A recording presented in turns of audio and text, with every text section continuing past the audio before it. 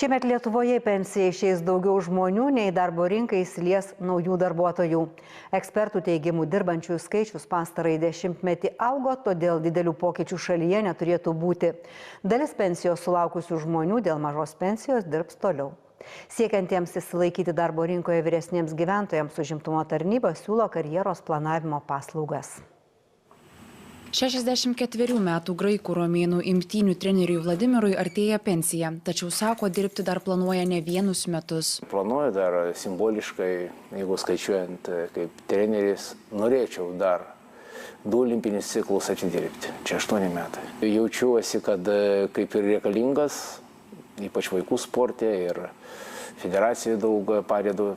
Į Europos čempionatus išleidęs Laimutį Adomaitį, Aldą Lukošaitį, Vladimiras sako, dirbs ir toliau ne vien todėl, kad tai mylimas darbas.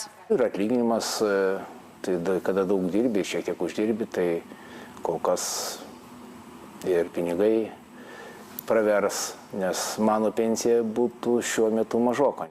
Šiemet pirmą kartą nepriklausomos Lietuvos istorijoje į pensiją išeis daugiau žmonių, nei į darbo rinką įsilies naujų darbuotojų.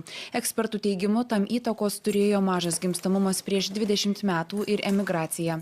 Tačiau didelių pokyčių nesitikima, kadangi per paskutinį dešimtmetį Lietuvoje dirbančiųjų padaugėjo.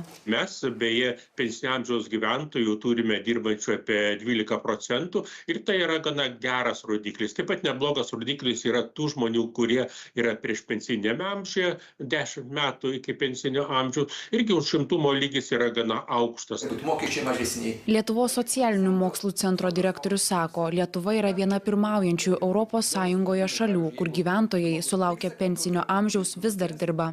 80% Lietuvos pensinio amžiaus žmonių dirba, kaip ir per prievartą.